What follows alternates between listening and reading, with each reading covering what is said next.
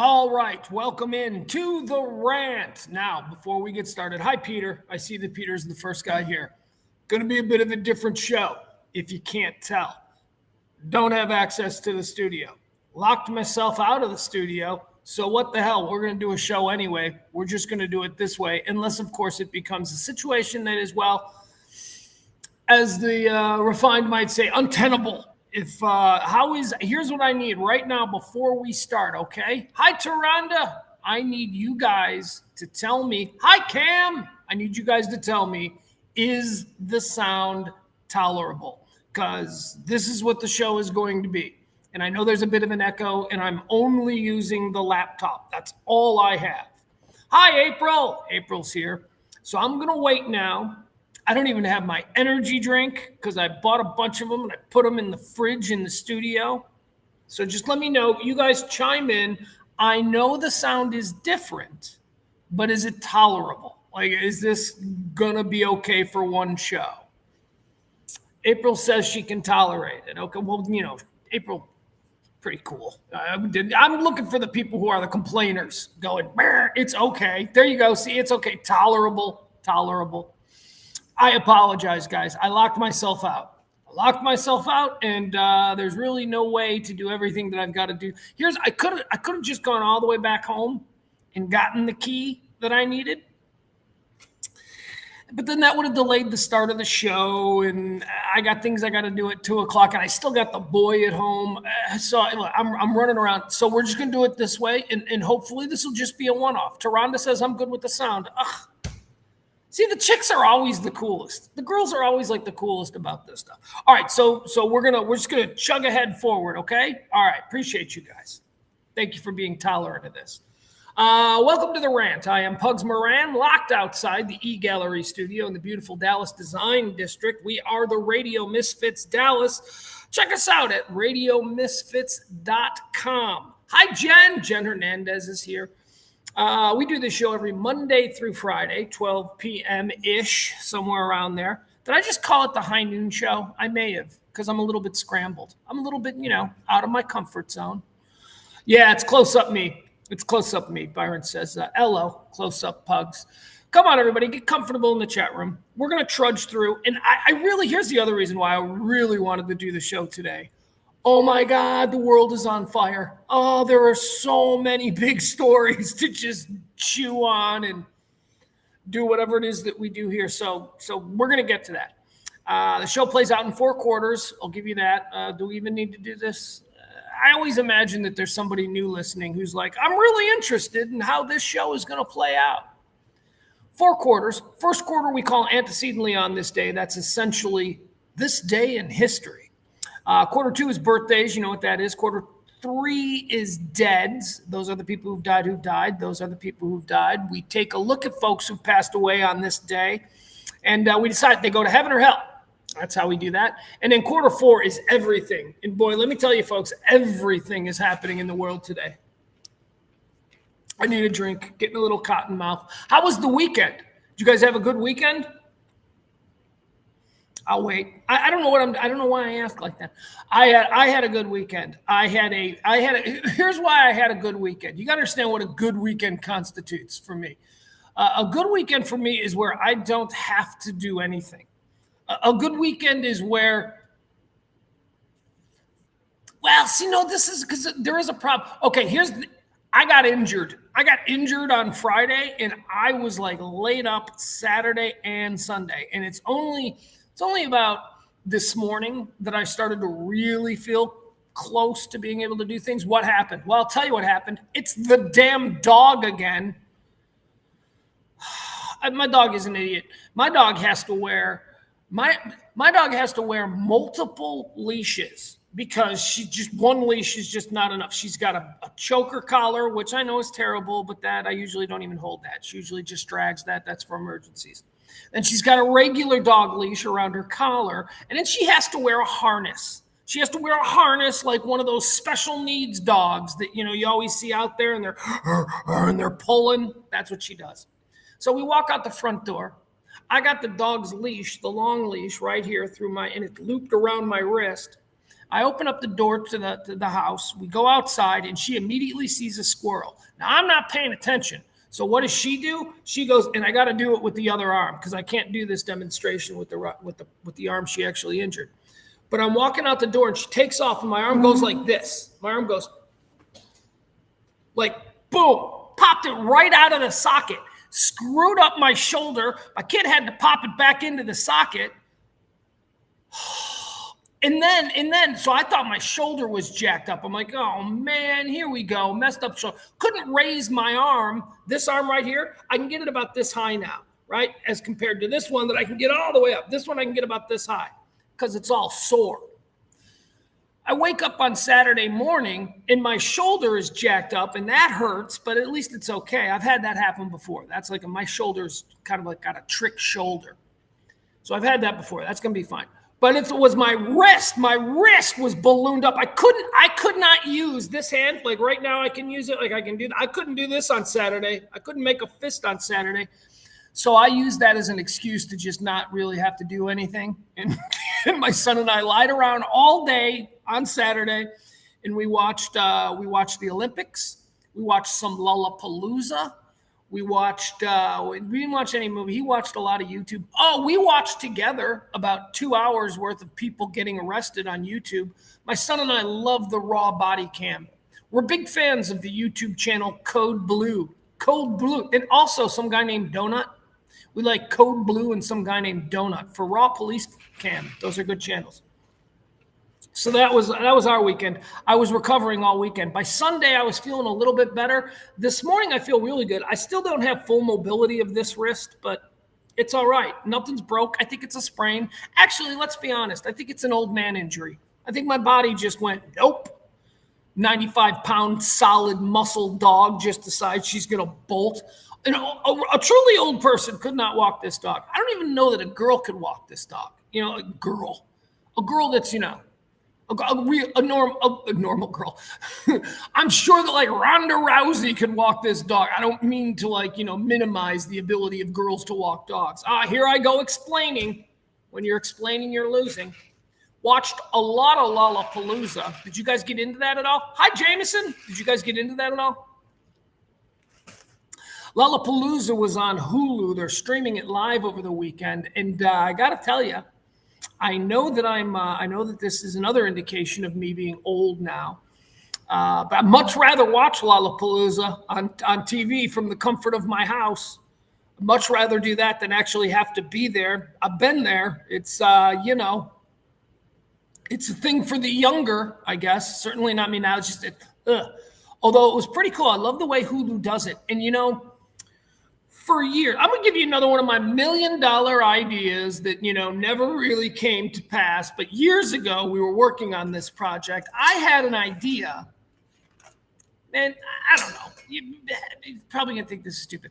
I had an idea for live rock concerts on the radio. I thought that you could put live rock concerts on the radio the way you used to in the 1970s, and you could do it. The only way you could do it is really, you know, one of the big major radio companies. So it would have to be like Cumulus, Clear Channel at the time, or CBS Radio at the time. Anyway, my idea was to treat a weekly concert and put it on Sunday nights, the dead zones. Treat a weekly concert on the radio the way you would treat a live sporting event on the radio. I wanted to have like play-by-play people for these live concerts. Like, let's go to Madison Square Garden. It's Saturday night here. It's the Foo Fighters live, right? And you have like two dudes. One of the dudes like in the booth would have been like the Joe Buck character, and he would probably be like some famous American rock DJ or rock dude, maybe like an MTV guy or something. Kurt Loder. Yeah, there you go, Kurt Loder. And then the other guy in the booth during the concert commenting and stuff would be the color guy. That's like the guy that used to do it. You know how they always have like the ex-jock? You know, you got Joe Buck and Troy Aikman. Troy's the jock. So we need like an ex-rocker. I was thinking David Lee Roth back then. I was thinking that'd be great. Like, could you imagine like David Lee Roth in a booth with another guy and they're watching a concert? Anyway, I'm watching Lollapalooza over the weekend and I'm like, this is exactly what I fucking envisioned. This is why. All right, so now I want like Hulu or Netflix or somebody to just stream a live concert. on Saturday nights. That would be so cool. My son and I watched The Killers on Saturday night, full set, Lollapalooza. It was incredible. It was great. And then last night we watched somebody. Now I'm not what you call. I'm not an electronica guy, okay? Look, first of all, I was an electronica guy. I was a first-gen electronica guy, right? I was like, Nine Inch Nails. I loved The Prodigy. So, I mean, going back to the 90s. But as far as like what electronica has become, the whole, the dubstep movement, reggaeton, all of the different subgenres, that's all fine. I never really got into it because I was, one, not as exposed to it. And two, I don't know, a lot of it seemed like noise. Man, I watched this electronica duo last night, me and my son. Have you ever heard of Zed's Dead? I never heard of Zed's Dead. Never heard of them. They had like 100,000 people, and it appears when you're taking, like, I'm looking at this, I'm like, oh great, it's another couple of DJs. It's two DJs in front of 100,000 people. And if you were listening last week on Friday, you heard what I think of this new phenomenon where the DJ just draws 100,000 people and he spins records, and they all look at him like he's the rock star. I don't understand it. That's not what I saw last night with this Zed's Dead Sunday night. I watched them over Blink 182. I was like, I don't want to watch Blink 182. I'm going, let's watch this one. And I like Blink 182. Anyway, they were really cool. I thought they were so cool. And they weren't just spinning records. Like their bit, and I might be an old guy, like if there's like somebody who's really into electronica, you're like, look at the old guy talking about Zed's Dead like they're not globally famous. I don't know. Apparently they are. They were awesome, is all I'm saying. It was two dudes. Apparently they're from Toronto, and their gimmick, which I really enjoyed, seems to be taking a song that already exists that everybody knows from any genre, from opera or whatever, from any genre, and just, I don't know, injecting it with Molly. I'll give you an example. The one that really freaked me out, that I thought was one of the most amazing things Zed's Dead does a remix or whatever they call it of Fleetwood Mac's The Chain. And it is so great. And they use in their stage show, they're using like actual imagery from Fleetwood Mac and from live concerts from them. It was incredible. I can't pretend to be a part of this generation or this new music or whatever, but if you go in open-minded and you just look at what's going on and how it's affecting the kids, you can't help but be like, yeah, man, that's the exact same rock and roll spirit that we all had. Whether it was me in 1993 at a Guns N' Roses concert, maybe you're a little older and it was you at some festival seeing Bad Company in 1978. Hell, even, seeing bands from the 60s. It's that same thing, man. It may not be what we have come to understand as the music of our generation, but it's okay. It doesn't mean it's about the emotion, not the music. And I'm telling you, music is fine. That concert the whole festival just looked like this incredible utopian kind of thing. I don't know. I thought it was great. So I don't know if any of you watched anything on the Hulu live stream of Lollapalooza over the weekend, but it was pretty cool. Rob says they are not spinning. They are hitting buttons on a computer. Drives me nuts. Yeah, and it ain't just that, Rob, because they have to program that shit in a studio. They hit a button and it makes a noise. Where did that noise come from? They made that noise. They may have made the noise ahead of time in a studio, but they're still putting it all together live. I give them far more credit than I did on Friday. I have a different understanding of how you can be moved by the art that they are creating, because my mind was blown. I'll tell you another thing that they did. They took, the Sergio Leone Westerns, the Clint Eastwood Westerns. They took that song, Clint Eastwood's theme, from those movies. It's the whistle, I think it's,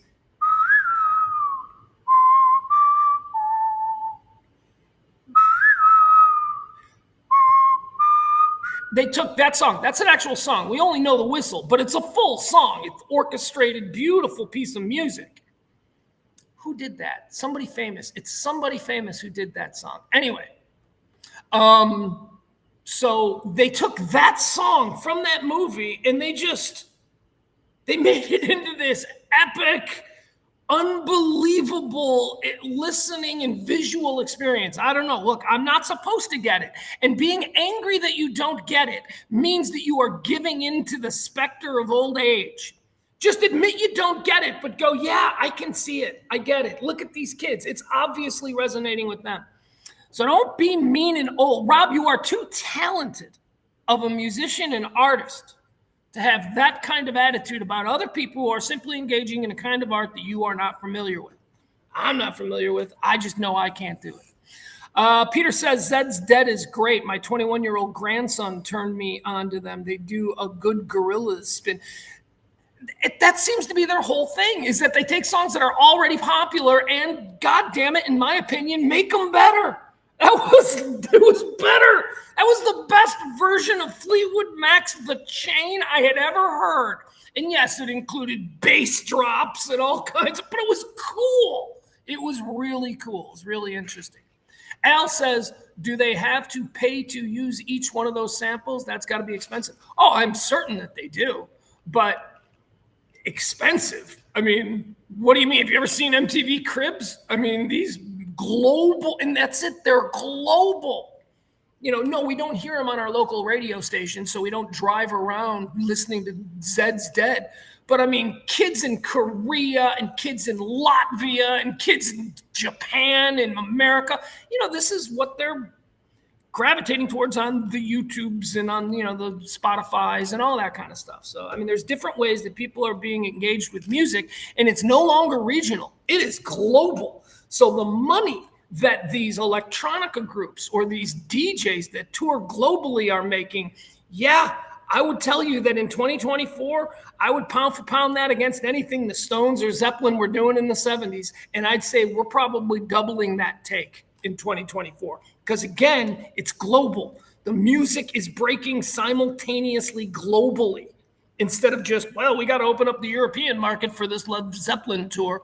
No, that's not what they got to do anymore. It's just, I don't know, it's a different world. And I had never heard of Zed's Dead. And I looked at about 100,000 kids who were acting like they were seeing the Beatles at Shea Stadium. Okay. Hi, Frankie. Frankie says, hi, Pugs. Rob says, I get it. Music is fluid thing, but it doesn't take much talent. Give me a live band.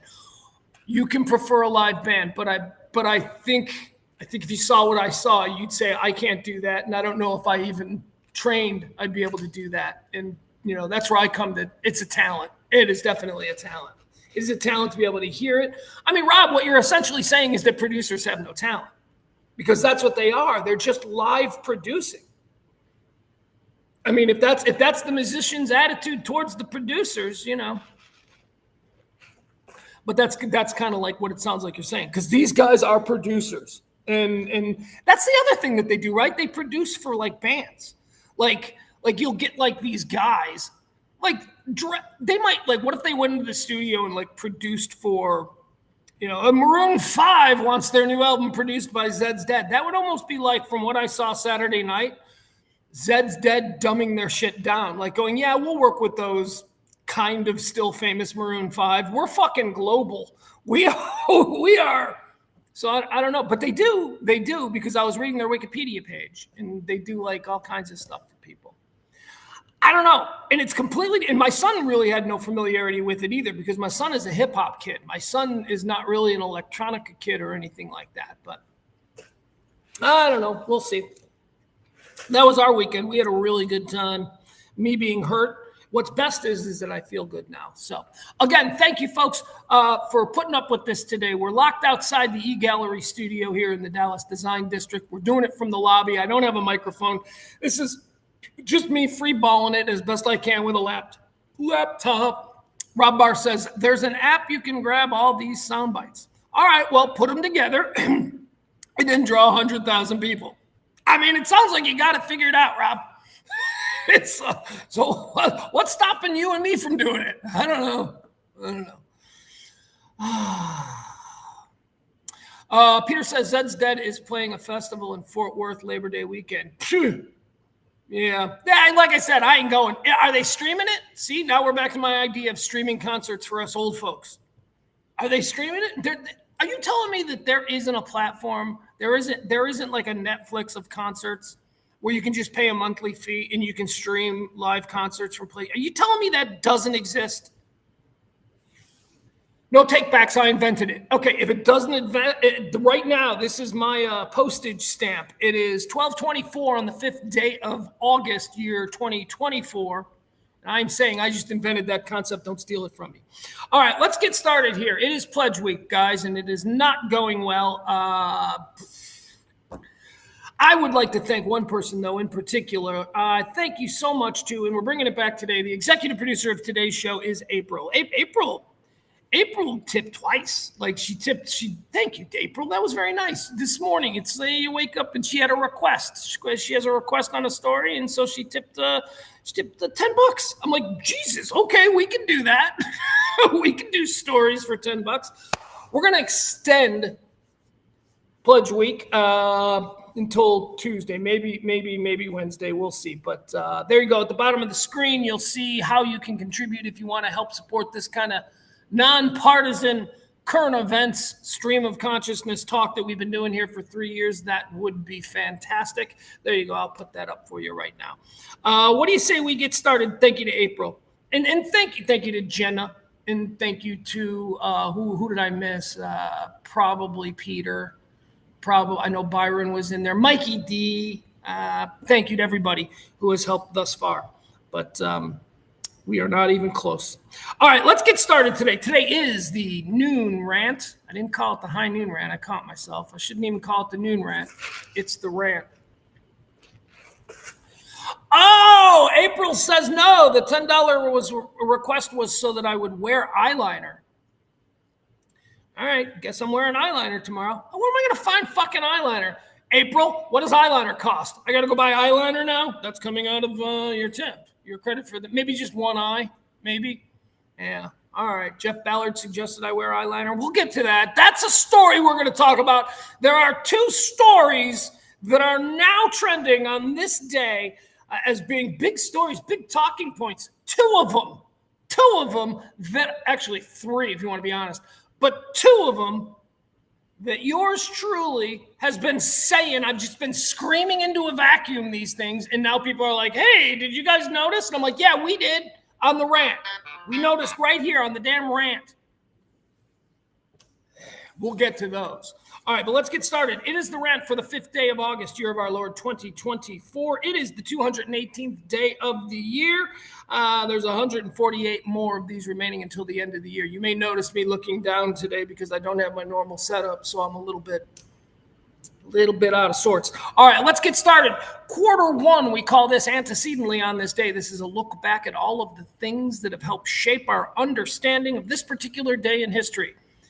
Previously on August the 5th, if you will. On this day, in 1620, the Mayflower departs from Southampton, England, carrying would-be settlers on its first attempt to reach North America.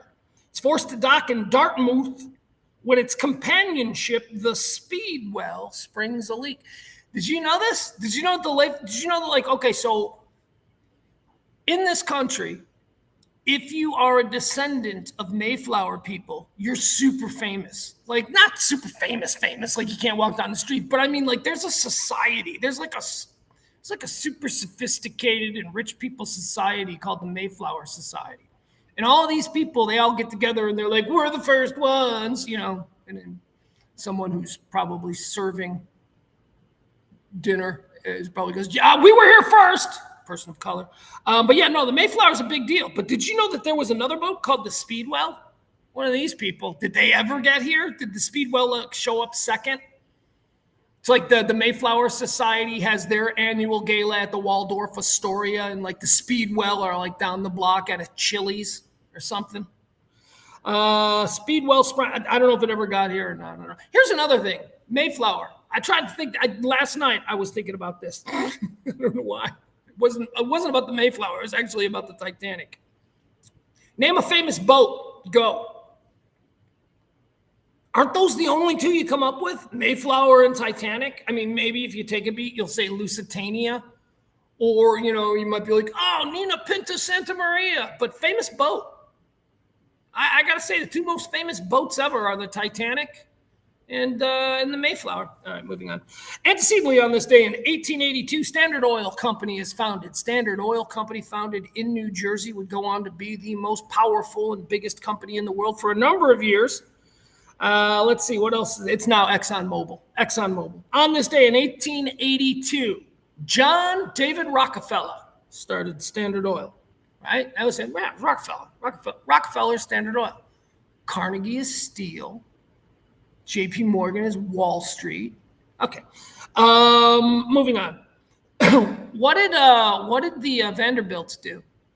Shipping and train. I think shipping originally, and then I think it was trains after that. Yeah, I like to know where these robber barons that we still carry water for, I like to know where their origin story is. On this day in 1926, antecedently, Harry Houdini performs his greatest feat. He spent 91 minutes underwater in a sealed tank before escaping. There was oxygen. He had some kind of 91 minutes, Harry Houdini. I bet you by today's standards, I bet you by what we understand today about things, like Houdini wouldn't be impressive at all. I think we'd be like, we can see how you do that. We're not idiots from what year? We're not idiots from 1926. It's 2024. It's 100 years later. We can see the chords.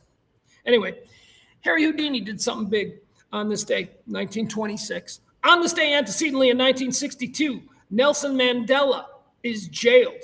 He wouldn't be released until 1990. Boy, I'll tell you, oh, wow. Also on this day in 1962. So check this out.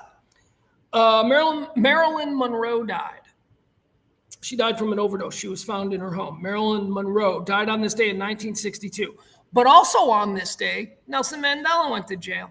I bet nobody knew Nelson. When Nelson Mandela went to jail in 1962, this was not a news story. This is only a news story because of, who he became and who he, throughout his time in prison, the stories and all that he grew. But when he first got arrested, he was just like some dude they arrested. Troublemaker. What I mean is he was a leader, but he wasn't like anybody knew in the world. He was just like a neighborhood trouble guy. It's like, hey, let's put him in jail. He's talking about stuff.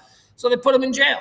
And then by 1990, he was like huge. He was Nelson Mandela. Anyway, those two things happened on the same day. Marilyn Monroe died, and Nelson Mandela was put in prison. Antecedently on this day in 1981, Ronald Reagan fired all the air traffic controllers. You remember that? So the air traffic, I'm going to nutshell this for you. I don't know if you know this, how I feel about Reagan. By actual modern standards, I like Reagan more than I did. But Reagan, I was never a Reagan guy. I always thought that Reagan was, God. But he did do some things right. And I'll tell you, firing of the air traffic controllers, this is a very polarizing concept. But I am a union guy. I come from a union part of the country where I've seen the power of the union. I've seen unions be able to, have middle-class families put 3 kids through college and even go on vacations and stuff. I know what unions can do when they are running the best interest of the people, the workers, right? So a lot of union people were against this when Reagan fired the air traffic controllers. Why? They went on strike. The air traffic controllers in the United States at all the airports, DFW, O'Hare, whatever, they went on strike. They wanted something probably important. But yeah, no matter how much I believe in unions, I do believe that there are certain jobs that can't go on strike. And I think that air traffic controllers and what their job meant to the economy, the global economy really, but our national economy, it was a national security issue for me. We had to keep the planes in the air. We had to keep business flowing. We couldn't allow one group of workers, and I know this sounds very anti-union, but I do think you need to be distinctive here. You need to be selective in these unions. Can garbage guys go on strike? Yeah, they can. I mean, it's going to be awful, but they can. Can Teamsters? This is another one. I don't think Teamsters are the same thing as air traffic controllers. Air traffic controllers. So Reagan fired him. Reagan drew a line in the sand, and he said, look, I'm going to fire you. I'm going to replace you with military air traffic controllers until we can train new people. And he did, and it was one of the things that he is most criticized for by people on the right and the left of the time. But I always thought that was a real ballsy move. And I always thought, yeah, don't fuck around with the air traffic controllers. Although, I was always really afraid of planes crashing. So anyway, on this day in 1981, that's going to do it for all the things. Not a real eventful day. Let's go to birthdays. People who were born on this day. Let's talk about them. Born on this day in 1937, Herb Brooks. Fine American Herb Brooks. You know who Herb Brooks is? He was the Kurt Russell played him in Miracle on Ice. He was the head coach of the 1980 Olympic men's hockey team. He was a hockey coach. So he probably wasn't a good guy. I'm just saying, a 1970s hockey coach. Anyway, Herb Brooks, born on this day in 1937. I know that he's an American legend because, he's Herb Brooks of the U.S. Miracle on Ice team. But I'm just saying, I don't have enough to go on. But in my head, I'm like, man, wasn't there stories about him? Wasn't there stories about him maybe being a bit of a disappointment? I don't know. He died in a car accident. It was terrible, right? He died young. Car accident, I think. Was he drinking? I don't know. You'd have to look that up. I'm not sure. I'm just saying. Anyway, he gave us a great moment. So let's not shit on Herb Brooks, huh? Herb Brooks, born on this day in 1937. Born on this day in 1945. She dead? No, she's still alive. All right, we need to look at her. Hold on. I didn't even think of this. I need to pull this up. We need to look at it. She's not dead. She's still alive. Oh, wow. When you put her name into Google, it's like she's like the only one ever with this name. First name, I should be clear. Like when you put her first name in. Let's see what she's looking like now, or at least these days. Okay, I don't know what that is. All right, are you ready? Born on this day, ladies and gentlemen, happy birthday to Lonnie Anderson. Lonnie Anderson, look at her, there she is. All right. Lonnie Anderson was quite the thing, right? 1970s, late 1970s. She was like the she first we saw her on WKRP in Cincinnati. She played Jennifer. Jennifer? Yeah, she played Jennifer Marlowe, I believe was her name. She was the receptionist at the radio station WKRP, and I would go on just a few years later, start working at radio stations, and I can tell you, there was never a Jennifer in the lobby at the radio station. That was not a thing. The receptionist, you want to know the receptionist at every radio station? Oh, look at that. There you go. There's peak 1970s, no aerobics, no silicone body. That's a female body. That is a banging 10 body from 1976. I call it the pre-aerobicized era because seriously, if you look at bodies in the 80s, we started to take on this, what they would call hard bodies. This is not a hard body. I'll tell you, maybe it's because I was raised in that era. I'm a little partial to this body. There she is. Look at her. I don't know. She, Lonnie Anderson, was never, I mean, look, I knew that she was something but she was like, I would compare Lonnie Anderson, like I'm a kid. So I would like look at her and I'm like, man, she's hot in one way. But then I'd look at like Farrah Fawcett and Jacqueline Smith. Jacqueline Smith was in Wonder Woman. Jacqueline Smith and Linda Carter. They were like the two, I guess I like brunettes maybe, but they were like the two that I just from the very beginning. What up, James? They were like the two that from the very beginning were live from the lobby. They were the two from the beginning, I think, that I still, all these years later, think of most fondly. But anyway, Lonnie Anderson is having a birthday. She like, didn't you think her boobs were a lot bigger? Like now when I look at pictures of Lonnie Anderson, the ones we just saw, her boobs, back in WKRP in Cincinnati days, she was always wearing the tight sweaters, and it always looked like Kojak in the chat room. Hey, Kojak, what's happening? Kojak chiming in. He liked Meg Ryan. Yeah, who didn't like Meg Ryan? You know what? Liking Meg Ryan, calling out Meg Ryan, that says something about you, Kojak. You know what that says? That says that you don't waste your time on the,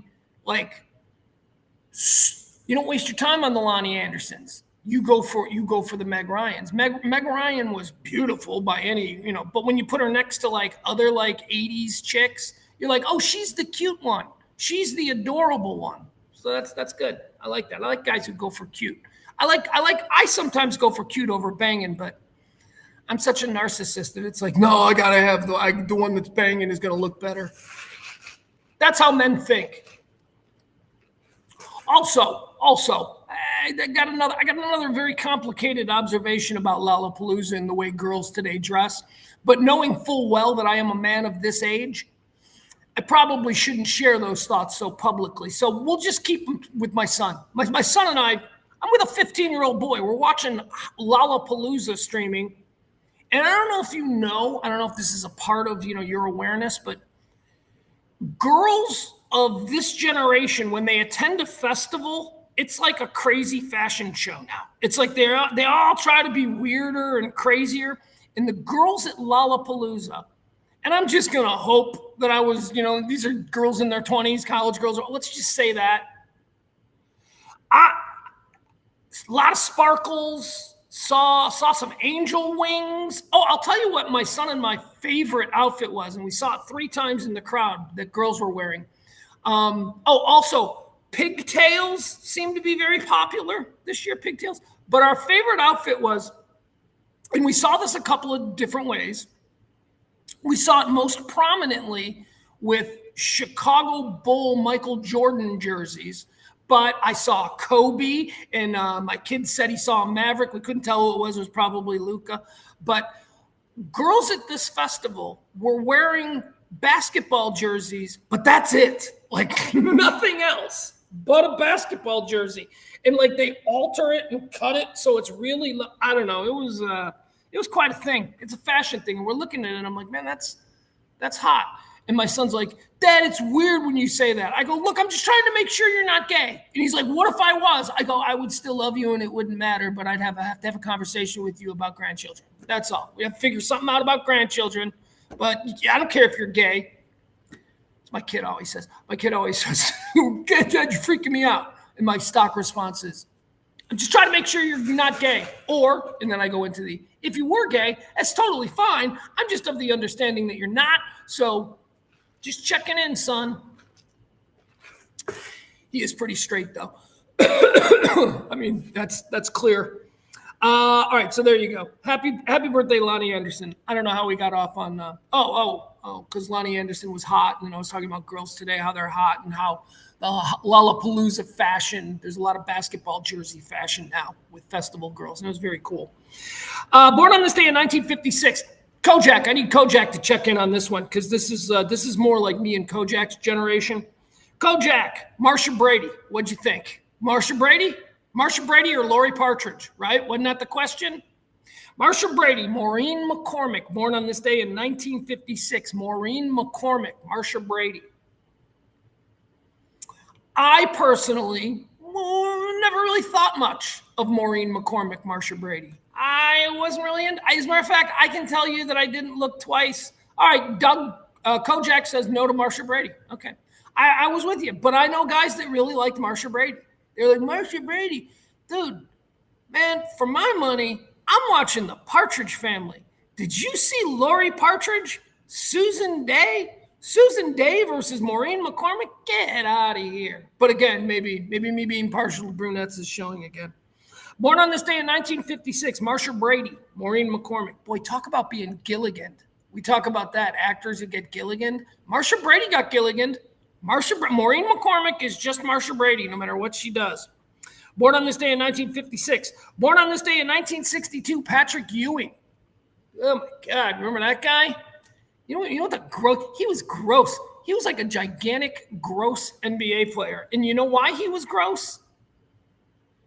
Do you remember this? You people who remember the East back then, the NBA East. Patrick Ewing seemed to sweat more than anybody you've ever seen in your life. Patrick Ewing look, he's one of the greats of all time. And also, let me say this about Patrick Ewing. He is not only one of the greats of all time, but he's like totally forgotten. He's like totally, because he didn't win a championship and he didn't play at the Lakers. I don't think Patrick Ewing gets the love that he deserves. Anyway, moving on.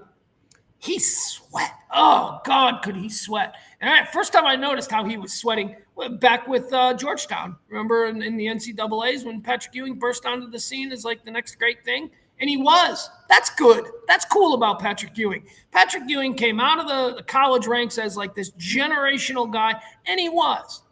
Doesn't happen all the time. Shaq was. It happened with Shaq. Yeah. Zion, we're waiting. Zion was supposed to be that guy. Anthony Davis, he was like, also, he's going to be that guy. I don't know. Not really. All right, moving on. Patrick Ewing, born on this day in 1962. Born on this day in 1970. James Gunn. Do I like James Gunn or do I not like James Gunn? I'm not even sure. I don't even know. I know he's a movie guy. He's one of these Marvel. Is he Marvel or is he DC? I don't even know. There's like 4 dudes whose names are always like, oh, I want the Snyder cut. Like Zack Snyder and James Gunn, and they're all until one of them truly steps up and like distinguishes themselves from the rest. And maybe somebody has, but it ain't clear to me. And it's not like I ain't seen all of those movies. The director, for me, has not stood out in anything other than that Zack Snyder Justice League thing. Remember a couple of years ago now, I think it is? Zack Snyder recut Justice League and made it like 3 hours long. I'm sorry, I love that movie. I think that more recent cut of that is a really good movie. At the end, where it's like Superman is there, and I don't know. Anyway, I don't know. James Gunn, he's apparently a big deal in this world.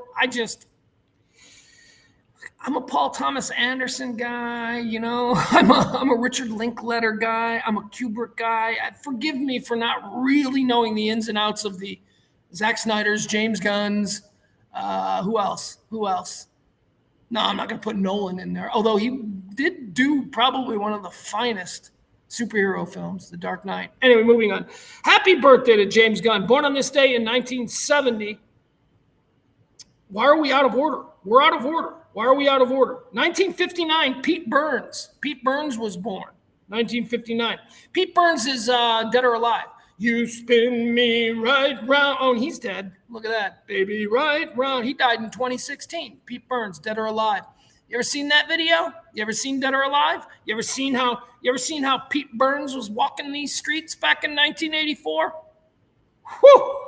He looked like he's straight out of RuPaul's Drag Race. And we didn't even really notice Dead or Alive because we were all focusing on Boy George. Moving on. Born on this day in 1959, Pete Burns. Born on this day also in 1959. How about Pat Schmear? Pat Schmear. Is he? What do we go to first with Pat Schmear? Do we go? He's a Foo Fighter, but for some of us, we remember him when he was in Hole, and we remember him in Nirvana, and we remember him with Red Hot Chili Peppers. Pat Schmear has been like the go-to guitar guy for any band that has been big between 1990 and like 2005. He is truly a well-regarded guy who has been in a lot of really big bands and never been the star of any of them. Pat Schmear, born on this day in 1959. Born on this day in 1964. Oh, my God. Pour one out for Adam Yauch, Beastie Boy. Oh, God. Did you guys see the Beastie Boys documentary? I believe it's on Apple TV. It's tremendous. It is tremendous.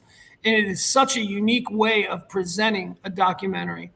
The Beastie Boys documentary on Apple TV it's filmed live at some theater in New York, and it's got a full crowd of people, and it's a stage, like you're seeing a Broadway play or something. Except that it's the 2 remaining Beasties. It's Mike D and Mike Adam Yauch, Mike D and Adam, the other Adam, whatever. It's the other Adam. It's the living Adam, and it's Mike D, Mike Diamond. And they come out on stage with microphones, and they just start telling stories about the history of the Beastie Boys. Now, it's not just them on stage telling stories, because as they start to tell stories, it dissolves into a regular documentary where you're seeing archival footage and you're seeing video from back in the day. And then it weaves back to the live show where they're interacting with the audience. And then they go to, it's so well done. So well done. It's on Apple TV. It's the Beastie Boys documentary. I highly recommend you see it if you love the Beastie Boys. Born on this day in 1964, the late, great Adam Yauch. Born on this day in 1982, happy birthday, Lolo Jones.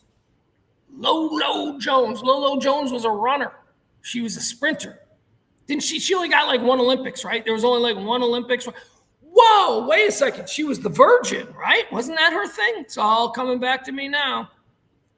Unlike the female hymen, no, is she still a virgin? Of course not. It's stupid. We're going back like 20 years. She was only a big deal because she was, one, good at the running fast. She was a good fast runner. Two, she was like kind of hot, right? Wasn't that Lolo Jones's thing? It was like, she's kind of hot. And then the story came out that she's a virgin. And then we all remembered that she's a virgin because we can't forget that she's kind of hot. Like, how is that? Anyway, she was a young athlete. She's probably like 22 years old. And the whole world is like, can you believe she's a virgin? Yeah, she's been waking up at 3 o'clock in the morning every day to run like 50 miles. She probably doesn't have a lot of time to date. She's an Olympic athlete, for crying out loud. Anyway, Lolo Jones, born on this day in 1982. She's, it says hurdler. I guess that's what she does. I don't even remember. Did she win anything? Or was it just that she's hot and a virgin? That's probably all it took. That's probably all NBC was going with. She's hot and she's a virgin. Is she fast? Like, was she like Danica Patrick? Like, Danica Patrick became a star because she was hot. That's it. She was hot. Take the helmet off, let the hair go down. She's hot. She was a competent driver, but if she wasn't hot, she probably wouldn't have been elevated to the level where she was. She probably wouldn't be racing with those people if she was not hot, you know. Anyway, is that what happened with Lolo Jones? Did she win anything? I don't know. Moving on. All right, that's it for birthdays. Let's talk about people who died.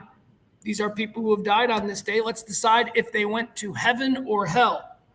Dead on this day in 1984, Richard Burton. Richard Burton was a great actor, I guess. I don't know. I think I saw the Days of Wine and Roses. I saw like one Richard. I can't even.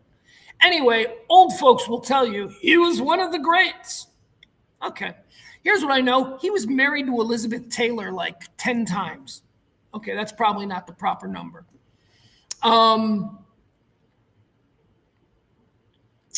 3 times, 4 times, whatever. I don't know. They were like they had a crazy relationship. Yeah, oh God, I don't want to say this. Never mind. We're going to move on. All right, there you go. Richard Burton. He completely went to hell. We know he went to hell. He was a drinker. He was a troublemaker. He was probably a real charming guy, but a rogue, and a guy that probably got away with a whole bunch of really awful shit because he was Richard Burton. So we're putting him in hell. Dead on this day in 1991, Paul Brown. Paul Brown, he's going to hell. You know, we have some rules. Football coaches go to hell, and one of the first football coaches definitely goes to hell. Paul Brown was born on this day in 1908, or not on this day. He was born in 1908. He died on this day in 1991. He is the reason the Cleveland Browns are called the Browns. He is the Brown of the Cleveland Browns. The Cleveland Browns are not named after a color. They are named after the founder of the team and the first head coach and a legendary NFL guy. The Brown family, I'll say this is very interesting. You know, we have all of these there's a number of families in the NFL who are sort of the exalted ones. They're the founding families, and they're given all kinds of, you know, accordances at league meetings and all of that kind of stuff that other people don't get. I mean, don't get it wrong. Jerry Jones is probably still the guy swinging the biggest hammer, but when Jerry Jones wants to do something, he's got to get it past the Hallis McCaskies, the Maras, and the Rooneys. That's the Chicago Bears, New York Giants, and the Pittsburgh Steelers. Also, the Fords. I forgot about the Fords. The Fords in Detroit. We forget about them. They're the families. They're like the families whose legacy goes all the way back. Paul Brown is the only one of those founding families that we could call in the NFL to be the founder of 2 NFL teams. Paul Brown founded 2 NFL teams. He founded the Cleveland Browns, and then once he started winning championships with them, he sold to some business interests, and he became a minority owner, and then he was forced out unceremoniously. You know, when the business guys get together, Paul Brown, the team the goddamn Cleveland Browns are named for, was forced out of Cleveland. Guess what he did? He jumped in his car and went to Cincinnati and founded the Bengals. The Brown family still own the Cincinnati Bengals. So, Paul Brown, you're going to hell, but I love football, and you're quite the character from its history. Dead on this day in 2000, Sir Alec Guinness. We're putting him in heaven. Putting him in heaven because he's Obi-Wan Kenobi.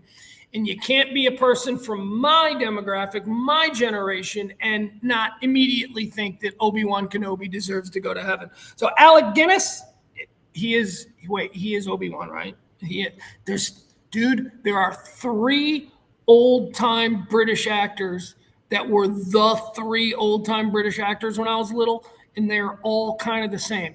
Like, I can't tell the difference between Laurence Olivier, Sir Alec Guinness, and John Gielgud. One was Arthur's butler, one was the dude who pulled Dustin Hoffman's teeth in Marathon Man, and one was Obi-Wan Kenobi. I'm pretty sure Sir Alec Guinness was Obi-Wan Kenobi. All right, that's going to do it for the first 3 quarters of today's show. I would like to remind you that we run on your gratuities. Thank you so much for all the help you've given us here these past 3 years. If you want to drop a little something, we are in a pledge week. We do have a definite amount of money that we need to raise in order to keep this show on the air.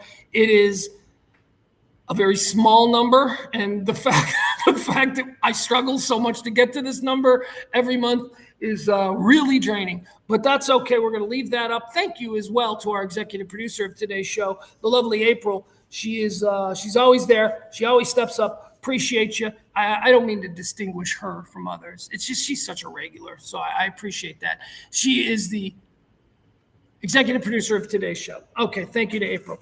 All right, now let's get into all the things that are happening. By the way, Frank says Bailey was better. Okay, we were talking about Lonnie Anderson. It's Lonnie Anderson's birthday. And that really is, you know what? Thank you, Frankie B. Frankie B just came up with another one of these Ginger or Marianne things, right? So it's like that's always the question, Ginger or Marianne. I also said Marsha Brady or Susan Day. That's another great one. Jennifer Marlowe from WKRP in Cincinnati or Bailey Quarters from WKRP in Cincinnati. Do you know, Frank, that I am with you? I would also rather have had... See, but is this because it's the way we look at it? I think there are 2 kinds of guys. I think that when you present to a guy we'll use the one we're doing, Lonnie Anderson from WKRP in Cincinnati or Bailey Quarters, I think her name was Jan something, from WKRP in Cincinnati, you're talking about 2 different kinds of guys and how they look at it. Like, one guy might hear that and go, okay, which one am I going to bang? And then like another guy will be like, okay, which one am I going to like hang out with and be in a relationship with? I'm the kind of guy who looks at that and I don't know, for some reason, I just instinctively go, which one do I want to be my girlfriend? And I would completely go down on the side of Bailey Quarters. Only because you know how hard it would be to be Jennifer Marlowe's boyfriend? I mean, the whole point of her existence in that show was that so every guy could hit on her. So that every guy, oh my God, you'd be playing defense your entire life dating a girl like that. Ugh.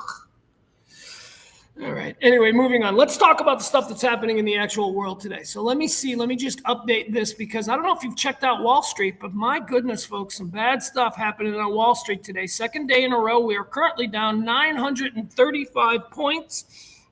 This is a reaction or a settling, as they say. They always speak so calmly about this. This is just a settling in reaction to the jobs numbers that came out last week and the Fed's seeming reluctance to make any major changes. It's all fine. Meanwhile, like Tokyo's on fire. You seen what happened in Japan? Japan's market took the single biggest day loss last night in its history. It just went, so it's like their Black Monday. I don't know that we were prepared for this. I think we were all very distracted by Lollapalooza in the Olympics, or at least I was, because had I been thinking about it, I'd have known that Monday, and most people in the market, is that why it dropped so much? Because after you have a bad Friday, people all sit on pins and needles for the weekend, waiting for the market to open on Monday so that they can either pull all their money out because they think whatever.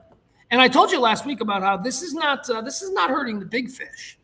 The big fish are like, we can The big fish can survive a complete market collapse at this point. They have contingency for that. The people who are getting burned right now are the richest guys you and me know. And I say that because we don't know the billionaires, right? I think that when you're a middle class, working class, regular folk, the way most of us are, I think that we know about the variances between us and the lower middle class and how, they're a little bit lower than us because they've got a house in that part of town. But I think we lose focus when it gets into the rich stuff, because the richest guy that most of us know is probably a dude with a couple $1 million, $3 million, maybe. Like where I live, I don't know the billionaires where I live, but there are billionaires in Highland Park. And they're all behind their giant gates and all that stuff. But I know the other rich people, like the people who are maybe the billionaire's lawyer or the billionaire's accountant. I know those are rich people in their own right. But those are rich people in like the 10, 15, maybe 20 million range. And they have stupid money. Like $20 million is stupid money. Those are the people who are really taking it. The people who have like 5 billion, they're fine. They're absolutely fine. And do we really recognize the difference between the richest guy we know, who's maybe got 10 million, and the Sackler family, who's at like 10 billion, right? Dude, that difference is not close.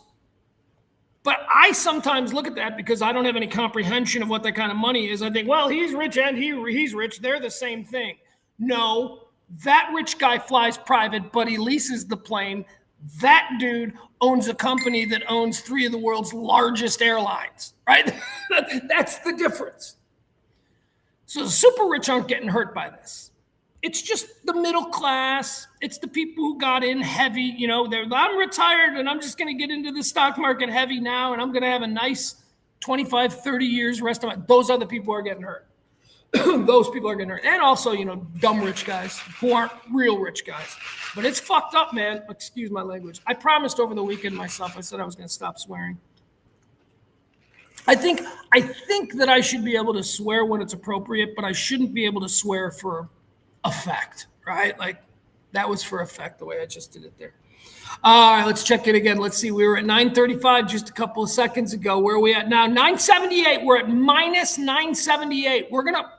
We were over minus 1,000. We had lost. We're at 38,000 now at the market. 38 cumulatively, 38,759. Now, remember, we were up over 40. Remember when we went up over 40 and we were like, this is crazy. It's raining gold bars. We were up over 40. So we're at 38. We are crashing. We're at 38. You know what 38 would have been 2 years ago? 38 would have been the greatest day in stock market history. But it's not anymore because we went to 40. So my point is this. Yeah, it's bad. A lot of people are taking the biggest hits of the people who got in to the market, more recently. This is and they're taking hits based on what they bought in when it was high, and now they're getting crushed. But the people who have been in, the rich, the super rich, they're fine. 38,000. I always go back to this. This is how I put it into my head. I go back to during the mortgage crisis when we were really in bad shape, when the stock market was absolutely in a bad place. And I remember seeing an expert.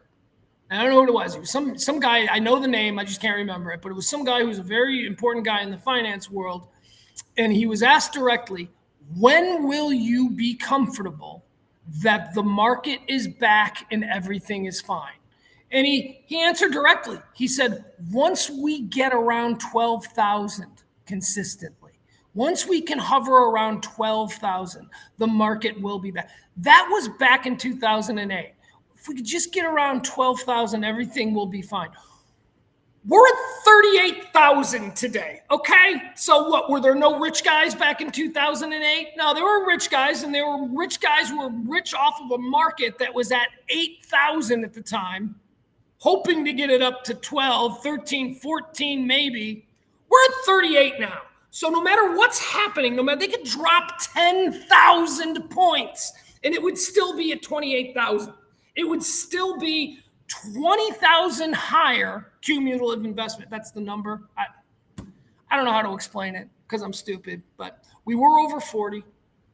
40 is unheard of. You knew it had to come down. That's what's happening. It's coming down. And the only people who are being hurt are the people who like a year ago went, I need to get into the market now and buy it. And now you're dropping. Now you're losing your ass. This has been really bad economics talk with a guy who knows absolutely nothing about money. All I can tell you is if you want really hardcore Dow Jones stuff, don't be watching this. Go. It's happening right now. It's bad. Shit's hitting the fan. All right, that's big story number one. Big story number two, Hurricane Debbie, or is it Tropical Storm Debbie now? Did this happen? Because all weekend long, I'm being told let's see what's happening with Hurricane Debbie. Did it hit Florida and nobody cares because there's so much other stuff going on? Let me see. What is the latest? It's okay. So there's some flooding. All right. So here we go. Let me give you the updates on Tropical Storm Debbie.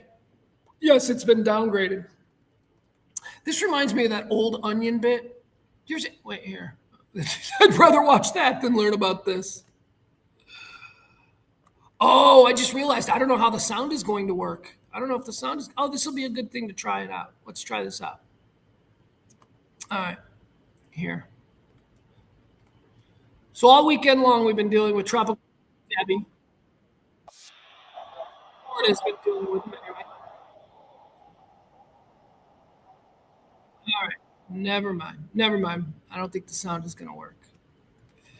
Yikes, guys. I had some stuff I wanted to do with sound today.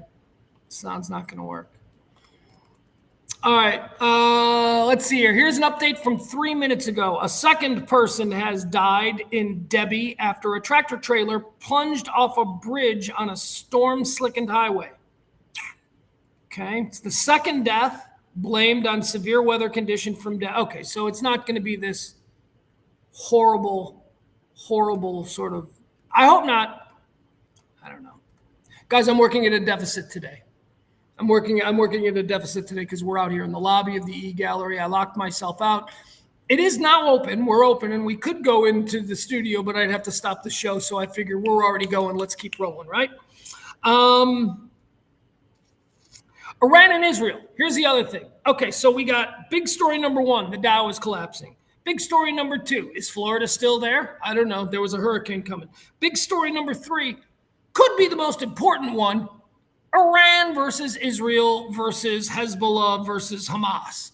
This is, they've been waiting for 24 hours now. I mean, this guy that I love, this guy, Steve Lookner, I don't know if you guys follow him. You absolutely should. Agenda Free TV. He does breaking news better than anybody anywhere doing breaking news.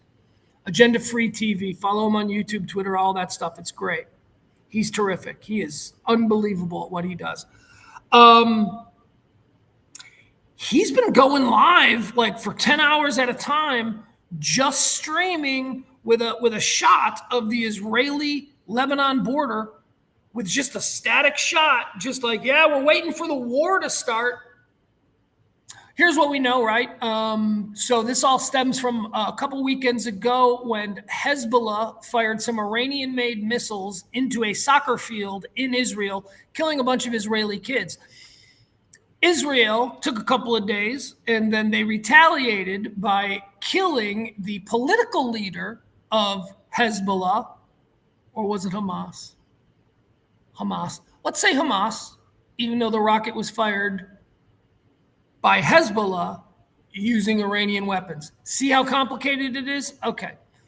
So they retaliate, Israel does, for the soccer field slaughter. They retaliate by blowing up a mansion somewhere in Iran. Inside this mansion was the political leader of Hamas, the guy who puts on a suit and demands to be taken seriously like a statesman, and everybody else laughs. Like, you're not a recognized political organization. You're a terror group. Take the fucking suit off. Nobody's taking you serious. That guy got killed. That guy was blown up in retaliation for the soccer field massacre by Israeli missiles. Problem with that is that dude was inside Iran. And there has been this line in the sand that Iran hasn't crossed and Israel hasn't crossed. Theoretically, you don't attack one another.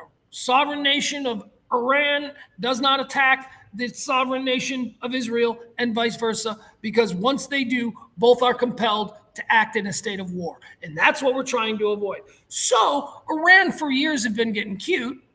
So Iran has been selling their missiles, and they've been giving their strategies and their military guidance and advisors and all that stuff to terror organizations who do the dirty work for Iran.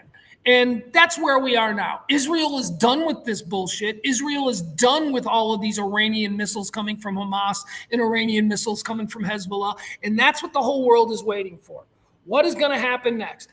After Iran destroyed the home in Iran and killed the political leader of Hamas, the supreme leader of Iran, Ayatollah Khomeini, I always like to stress the pronunciation, Ayatollah Khomeini, not to be confused with the guy who replaced Ayatollah Khomeini.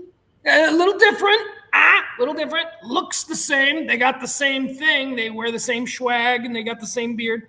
Anyway, the supreme leader, the Ayatollah Khomeini, he vowed immediate and immense retaliation. Now that's bad, because that dude typically doesn't speak like that. Like, that dude would typically be he might say that to his clerics and stuff, but he doesn't go on the world stage as the supreme leader of Muslim Iran and say that the Jews must die. So that's a big, scary thing.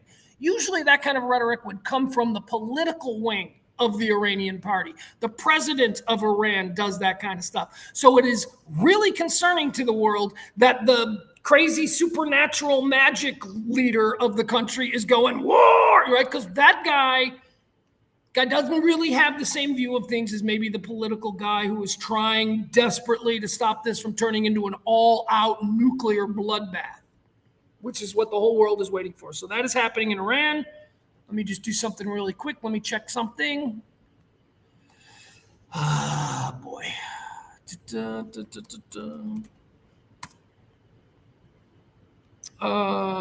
Nope, still. All right, so the latest headlines: Israel braces for Iranian attack that could come within hours. So we're waiting on that. Tehran, that's Iran. Tehran, why did I feel that? You people know where Tehran is.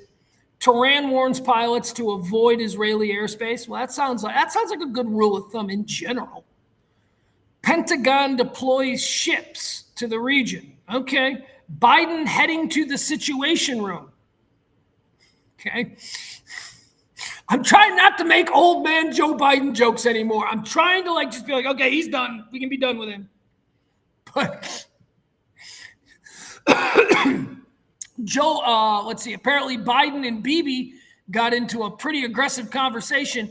Biden scolds Bibi in hostage talk. Quote, "Stop bullshitting me." Okay. Travelers are leaving Lebanon. Okay, there you go. Those are the headlines. So we're looking for that. The world could end at any point today, or at least the beginning of the end could happen at any point today. All right, we've covered the Dow Jones is tanking. Economic turmoil here, not only here, but around the globe. We've talked about the Iran-Israel war. We talked about Hurricane Debbie. You guys, are you watching what's happening in England? Holy shit, there are these. Actually, I don't know what's happening this morning in England because I didn't get to watch my normal Sky News in the morning. There are riots breaking out all over England, and this is directly tied to that terrible story that I told you last week about the three little girls who were at the Taylor Swift dance contest at some dance studio in Southport, England. I believe this was on Wednesday of last week. Just all the parents are there, and the little girls are dancing, the whatever, shake it off. I'm sure it was the cutest damn thing you ever saw. And then some madman busts in and starts stabbing little girls to death. And we know who this madman is. He is a 17-year-old native-born British kid. His parents aren't. His parents are immigrants from Africa, Sudan, or somewhere like that. I don't know. Doesn't matter though, because he's English. He's native-born English. Birth certificate, passport, whatever he needs. Here's the other thing: his family is radical. They're radically religious, and they're from Africa. And you know how that is. No, you don't know how that is, because they're radical Christians. The father is supposed to be like this incredibly devout Christian dude, and the wife is described as being someone who goes to their church, and the kid was every day, and the kid is described as a freaking choir boy. That is literally how he is described. He's a choir boy. He was in the choir. Apparently he's a singer. Everybody's like, no, he's just kind of a quiet kid. He seemed to be a talented singer and performer. His family is very Christian, very religious, very active in the local church. And just he snaps and he murders 3 little kids, 9, 7, and 6. I think it's 9, 7, and 6 are the 3 little girls. So this happened last week in Southport. Now, disinformation, being what disinformation was or is, takes hold like wildfire. And there was immediately disinformation put out about who the killer was. It was put out by a number of far right-wing English soccer hooligan, let's burn it all down, we've got bad teeth types. It was put out that this was a Muslim immigrant who had snuck into the country and he's blah, blah, blah. Okay. So this caused on Friday, and we reported this on Friday, this caused on Friday a band of hooligans to surround a mosque and start to set it on fire with people inside. Police got involved. Then there were fights. Police were forced to release. They usually don't do this because the kid's only 17 years old, but because of these riots that were breaking out in Southport and then in Liverpool and then in all over the country, like not just in that northwestern Liverpool part of England, if you know what the shape of England looks like. Belfast. Yeah. Edinburgh. The riots are breaking out in towns all over the United Kingdom based on false information that they are attaching to some guy named Tommy Robinson. Tommy Robinson is apparently like the, head of the British far-right, Nazis weren't that bad, immigrants need to die group, right? That's who this guy is. Apparently, it was his group who put it out there, and now all these now the anti-racists are out. So, like how I guess in this country we have whenever, racists come out, we got like, is that Black Lives Matter? I don't know, whatever. The anti-racists are now coming out in all the streets, and they're doing battle in the streets with sticks, and they're throwing rocks at each other because the English, they don't got a lot of guns. So, maybe it's best that these people just roll up their sleeves and, slug it out in the streets. But it's all based on misinformation. It is all based on a rumor that was intentionally put out there to create this kind of situation, because this is what the far right in England wants. They want anarchy. They want complete. And if it's a lie that gets their meathead, stupid followers into the streets with their tiki torches and baseball bats, probably cricket bats. Now that I think about it, it's England. They don't have baseball bats. Whatever. Any means to an end, I suppose. So that's what's happening in England.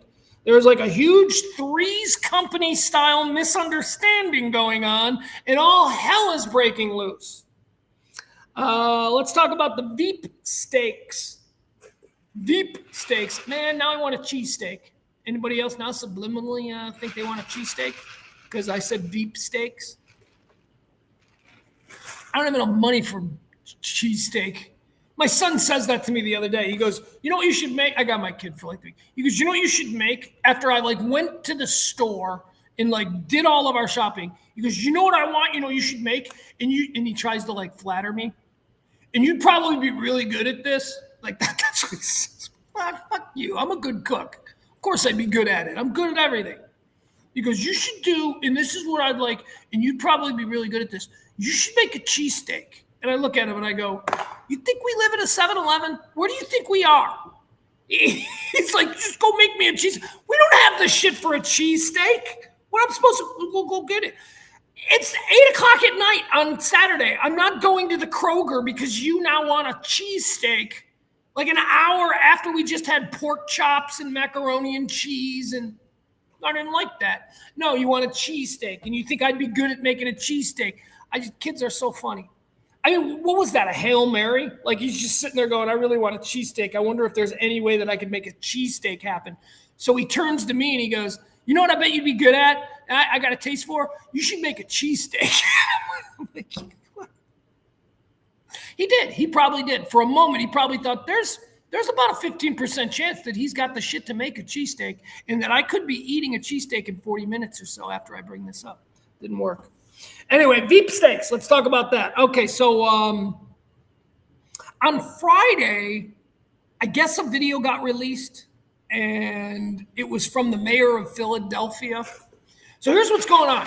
Kamala Harris has got a big rally planned tomorrow in Philadelphia. And the mayor of Philadelphia, apparently, his office, shouldn't say him because it's probably somebody in his office, released a video, a pre-produced video introducing Pennsylvania Governor Josh Shapiro as the vice presidential candidate on the Harris ticket. And it went out. I saw it. You guys probably saw it. It looked legit. I'm like, holy shit. I go, this is the announcement video. This is a real announcement video for Josh Shapiro to be the vice. And then they pulled it back and they said, oh, no, that was something that was made just in case and blah, blah, blah. It was a test. So they walked it all back. But there's a lot of us, and I think Josh Shapiro is her smartest bet too, right? Playing strategist again, putting the hat on. I'm not being partisan. I just think that if Kamala Harris and the Democrats want to win, that guy, Pennsylvania, I think he can do it for them. Why? One, they need Pennsylvania. She's already tied it up in Pennsylvania.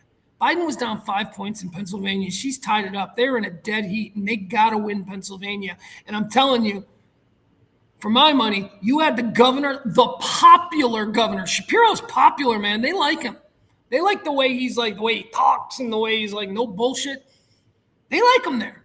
That could deliver you Pennsylvania. And I think that's the most important thing that they ought to be looking at. They're fucking around with Tim Walz.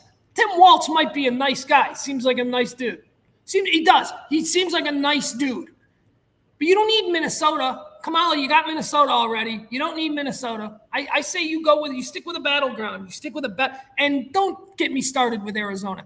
Yes, you could win Arizona. That's another one that's now suddenly in play, Arizona, which you don't think it is because all the crazy people there. But they don't really elect the crazy people. Kerry Lake didn't win. They elected Democratic senators in Arizona. So it's not as like crazy and Trumpy as I think we think. So she could win that. She doesn't need a senator astronaut who's only been a senator for a week. I like Mark Kelly. You know how I have great revere for revere. You know how I revere astronauts. So, Mark Kelly's cool by me, but I don't think he delivers anything. I think she's got to go. Those are the three finalists that they're saying, the three finalists. Senator Mark Kelly from Arizona, Governor Josh Shapiro from Pennsylvania, and Governor Tim Walz from Minnesota. And by the way, I also always think it's smart, and I told you this on Friday, it's always smart to go with the governor, a head of state, somebody who already has the head of state executive experience, being the end-all, be-all. And that's what a governor has. Senators don't have that. So if your job is to be the vice president and your main responsibility is to be ready to step in as president, I think that's why it always looks better to have a head of state as your vice president. So I think it's going to be Josh Shapiro. This could be announced at any minute. April says Aldi has good deals on frozen shaved steak that you can make a good cheesesteak with. Yeah, I don't know where there's an Aldi. April, can I just time out? All right, let's talk about my skills. Let's talk about my skills as a shopper. Oh my God, I'm so good. Do you guys know that, and this is a Kroger thing. I'm gonna become an expert at the Kroger before I, try Albertsons or whatever, or Tom Thumb. Walmart. Oh God, Walmart is too overwhelming for me. There's too much here. Kroger. Did you know that Kroger has areas, just rando areas where like shit is super cheap, where it like suddenly becomes like a Dollar Tree, where everything's like a buck. For instance, I'll give you an example.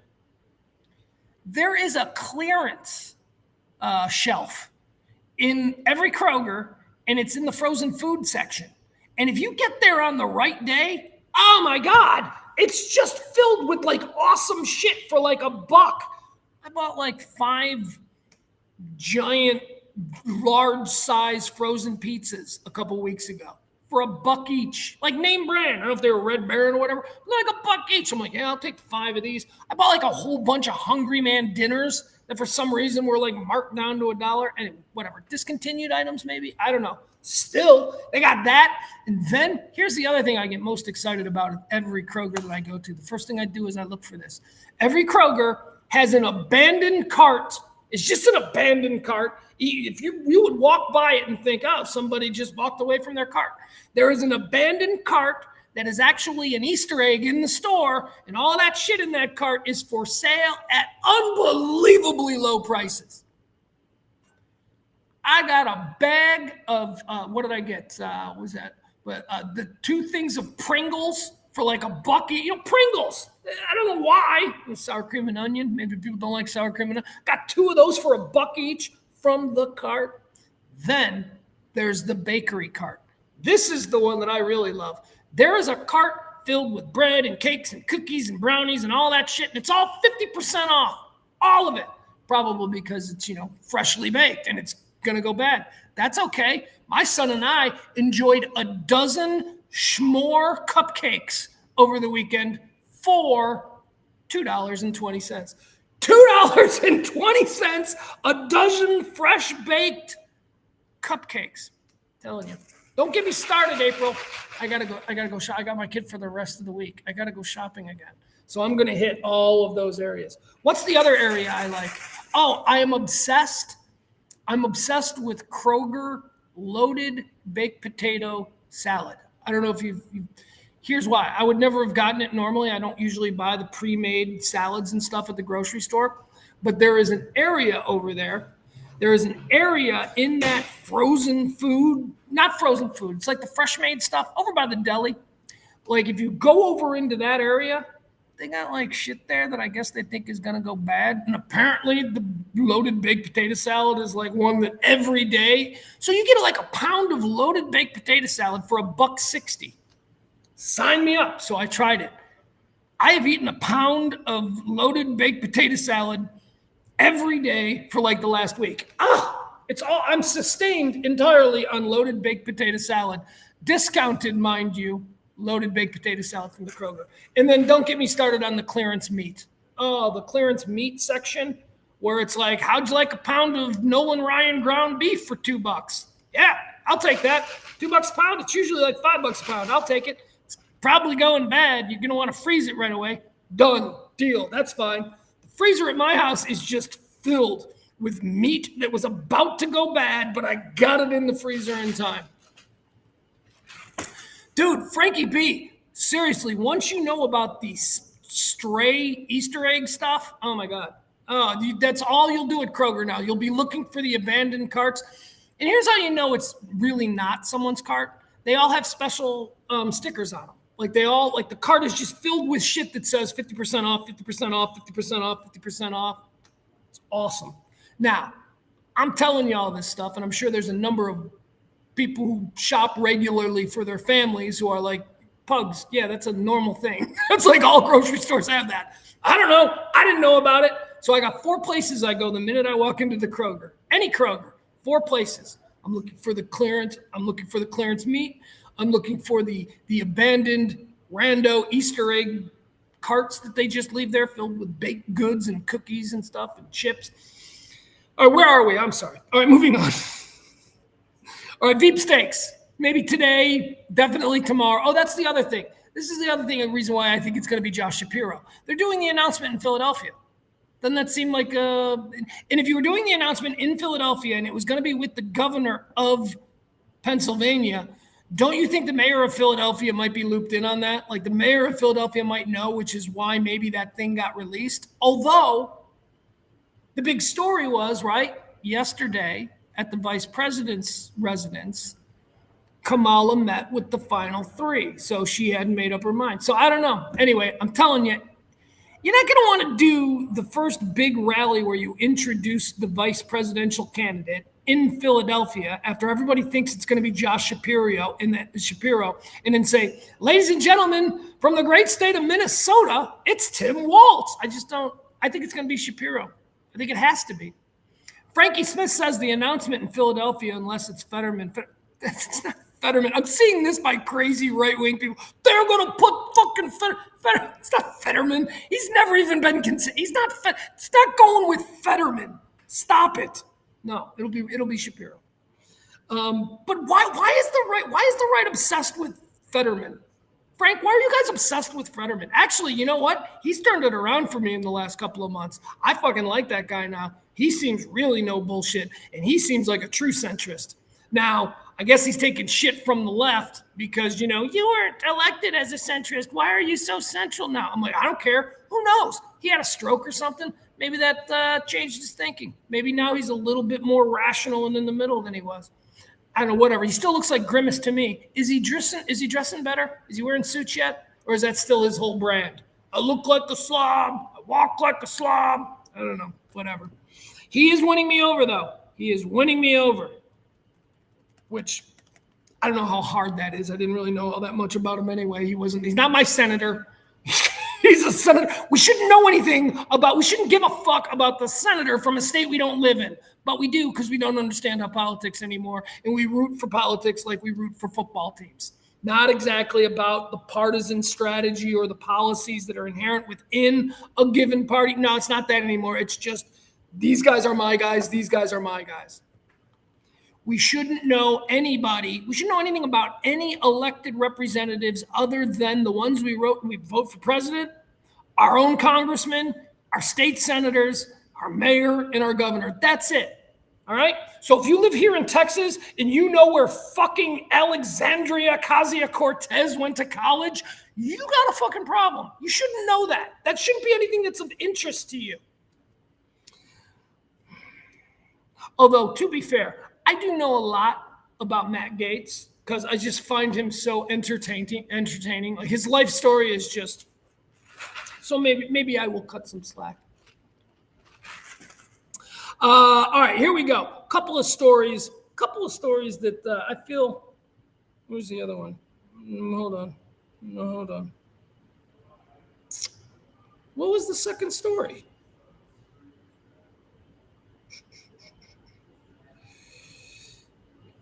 I don't know. Oh, hey, how about this? I want to mention this one. So, they're coming for Kamala's family. Did you see the story about her husband, Doug Emhoff? They're coming for him. You can't vote for her because her husband had a bad first marriage.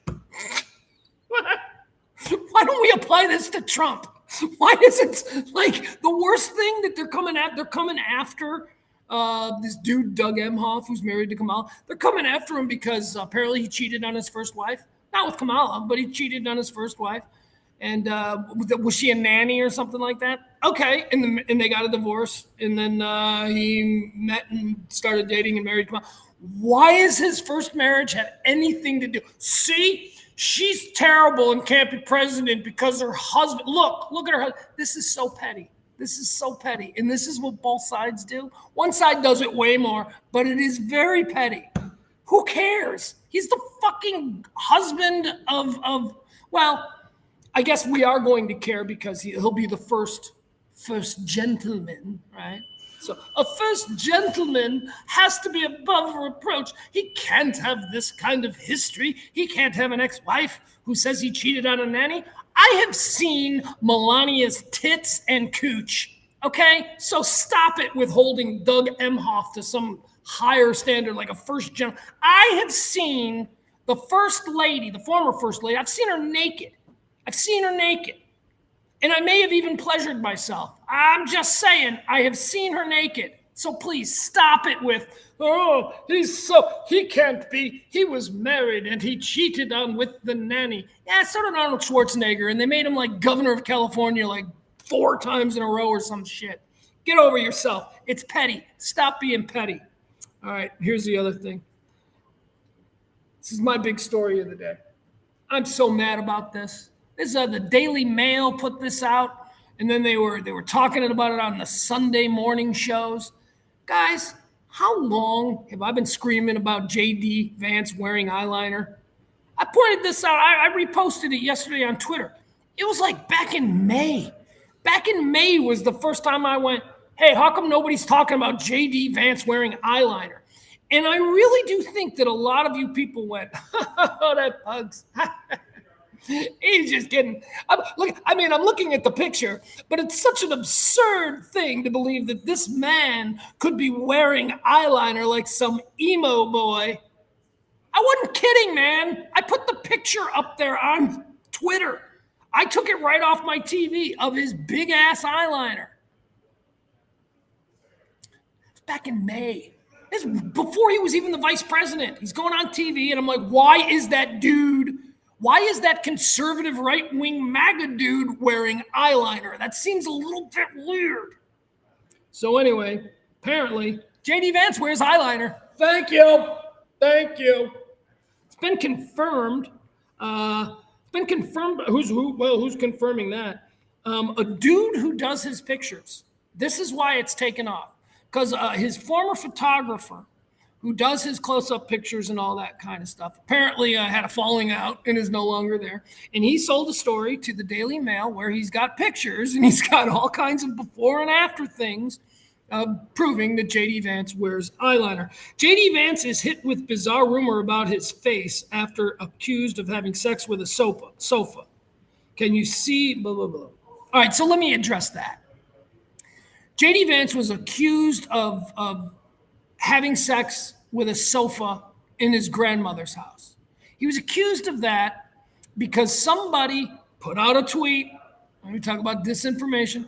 Somebody put out a tweet that said, in J.D. Vance's book, Hillbilly Elegy, he writes about the time as a teen where he would masturbate and ejaculate into the couch cushions.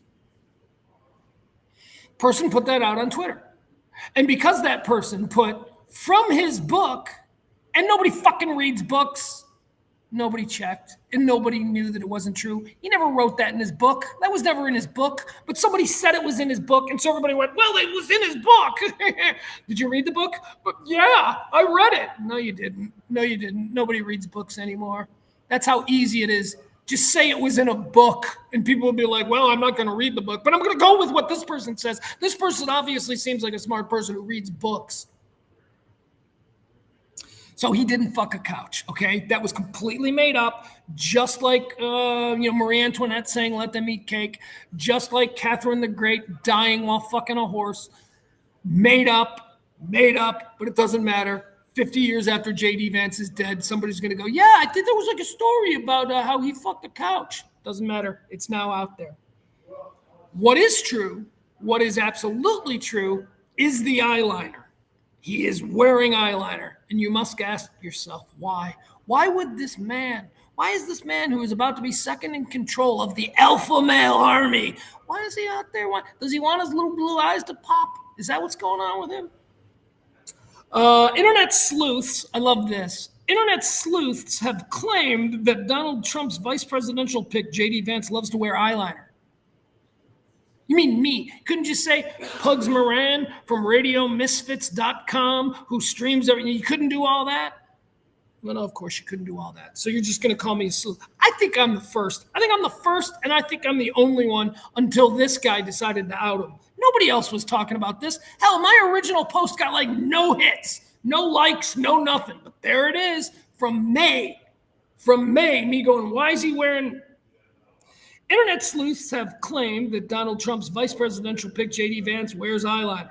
The Hillbilly Elegy author, who turned 40 on Friday, has been accused of donning a fine line of black makeup to make his eyes look bluer. Multiple photos shared online claimed to provide evidence that Vance is a fan of eyeliner, which is commonly worn by women. It says here, yes. What kind of panties you wearing?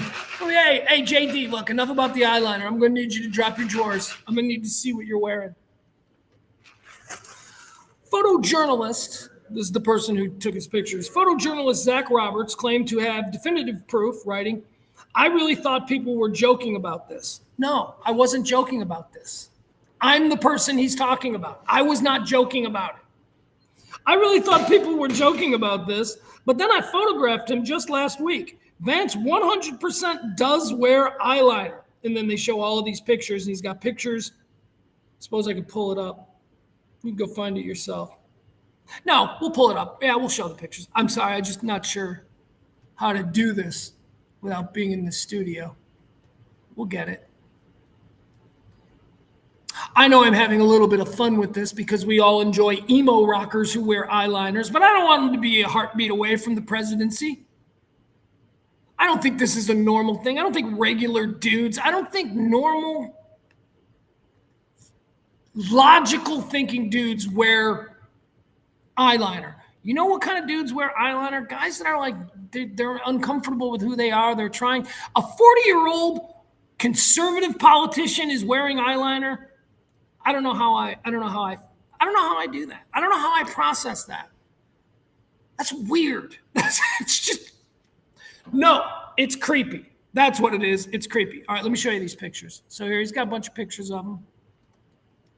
Surprised they didn't just steal my original picture from May. All right, here you go. Let's see his pretty eyes. Here we go. Bump, bump, bump. All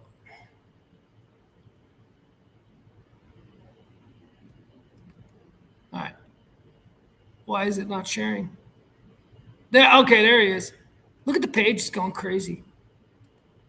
All right, hold on. Yes. All right. I would say that he is wearing eyeliner here. Okay, the top one right there. He's wearing the pretty eye. Look, oh my God, look at how pretty the bottoms are. He's doing his lashes too. Does he sit in front of a mirror? Come on, man. Good Lord. Can you imagine if Pete Buttigieg wore mascara? Could you imagine if Pete Buttigieg wore mascara? What would you people say about that? No, but this guy's totally fine. Disregard. Don't pay any attention to the grown-ass man wearing chick makeup, wearing eyeliner. All right, what do we got here? Oh, this one. This is the one right here. I think this one's like my picture. Fuck, what happened? What happened? Why did that page jump out? All right. Hold on. I hate these British news sites. They're just so full of pop-ups and bullshit. Ugh.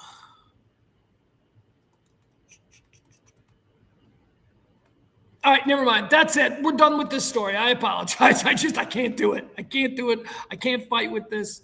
Anyway, I feel like I've been vindicated. I feel like JD Vance is wearing mascara. I think other people are noticing it, and I am the first person who said it, and I would like credit. Another thing that I would like credit for, I pretend like I'm a political strategist, right? I sit here and I go, look, I'm just telling you, if I was in that room, here's what I would tell them. Here's another example of me knowing what was going to happen before it actually happened. I said last week, and it may have even been earlier than that. I said last week when they were using weird, remember when weird was a thing? It's like the Democrats decided that they were going to use weird as a way to describe JD Vance, Donald Trump, and MAGA in general. Just calling them weird. And I was like, oh, okay. Now that was, you have to understand, that was in response. The Republicans, they started it. It was the RNC. It was the thing that Lara Trump is now in charge of. They put out the first tweet where they said that Kamala Harris is just too darn weird to be president. So it was the Republicans who wanted their narrative attack to be to paint them as weirdos. They're weirdos, which is such beautiful use of projection. It got turned around on them. It immediately got turned around. They're like, yeah, Kamala's weird. And then everybody went, can we talk about JD Vance? Can we talk about Donald Trump and his spray-on orange tan and his blonde hair? Come on, let's not. So it backfired on him. And then it started to take on a life of its own. It became a thing. The MAGA is weird. JD Vance is weird. He's weird. Cat ladies, he's weird. All of that. It became a thing. And I said a week ago, I go, no. You got to change this up. Don't let weird catch on. Because weird is not bad. Weird is actually kind of cool often. Weird is fun. You can have fun being weird. It's not weird. I suggested that they start using creepy. It's creepy. It's not weird. There is a difference in these two words and the way people process hearing these two words. Creepy is something that you're not going to go near. Weird is something that weird guy at the party was fun, right? So there's a difference there. Now, I said this like a week ago, and I'm really serious about it because I do think that words matter. Well, now the Dems themselves are putting it out there in their bullet points. They're not saying weird anymore. They're saying creepy. And it was James Carville, who I think on Saturday put out something on Saturday, sort of a call to arms to all Democratic operatives and strategists. Please, please, please don't use weird. He said the same thing that I did. He said, don't use weird, use creepy. Weird is kind of cool. I'm weird. And Carville is weird. So he was like the perfect messenger. He's really weird. He might even be creepy. But point stands. He's like, I'm weird. I don't think we should use weird. Hell, weird is fun. What they are is creepy. And I'm like, again, first the eyeliner, I point that out. Now months later, I'm getting credit for it. Or I'm getting no credit for it, but everybody else is going to eyeliner. Second thing, weird versus creepy. The Dems, it'll be a more effective narrative if the word is creepy than if the word is weird. All right, moving on. What else do we have here? Let's see. Oh, RFK Jr. killed a bear. We got to talk about this. Guys, I got to get out of here right at 2 o'clock. So I'm sorry if we're rushing. And I do so appreciate you guys hanging out with me today in the lobby. A lobby show. This won't happen again. I'm gonna hide a key, so it won't happen again. RFK Jr. killed a bear. Did you see this video? Again, I'd love to share this video, but I just can't today. Limited production. RFK Jr., a video was released yesterday. It's such a weird video. Again, weird fun. See, this isn't a creepy video. This is a weird video. A weird video was released yesterday of RFK Jr. sitting in what I believe to be his kitchen. He seemed awful comfortable. Sitting in his kitchen talking to Roseanne Barr while Cheryl Hines, a.k.a. Cheryl David from Curb Your Enthusiasm, is just walking around in the background. I think at some point she's bouncing a baby. Anyway, RFK Jr. in this video sitting around in his kitchen talking to Roseanne Barr, I don't know what she's doing there. He starts telling a story about how in his earlier days when he was more radical and some of the things that he had done, and he told a story about how while driving from upstate New York, a person in front of him had accidentally hit a bear with her car. This person drove off, and he, RFK Jr., pulled over, saw that the bear was dead, opened up his trunk, and put the bear in the trunk. Now, he was driving into New York City, Robert Kennedy Jr. He's driving into New York City to have dinner, and I believe he said Peter Luger's. I believe he actually name-checked the restaurant. So he's driving into New York City with this dead bear now in the trunk of his car, and he has dinner, and again, this is in the days when he freely admits that he was drinking and partying and all that kind of stuff, although he claims in the video that he wasn't. He says everybody I was with was messed up. He's claiming that he wasn't, but come on, he's a Kennedy. He says that after dinner, he had to go to the airport. He had to fly out. But he remembered that he had this bear, this dead bear in the trunk of his car, and he couldn't, just leave the dead bear in the trunk of the car at the airport because, first, maggots. I don't know, smells, something. That probably wouldn't be good.